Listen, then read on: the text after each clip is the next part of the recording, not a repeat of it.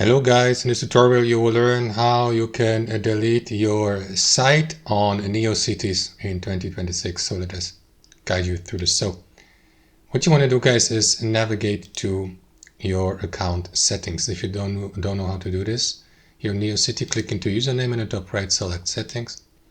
From your account settings, navigate to manage site settings, because as you can see, there's the option to delete your account, but we don't want to delete the account, we want to delete the site project. So here in your site settings, navigate to delete.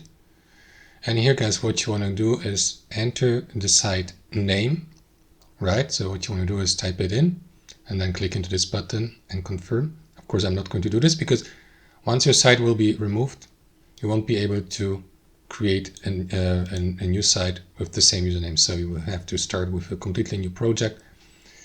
And there's no undoing, guys, once that's gone, that website project, this can't be undone.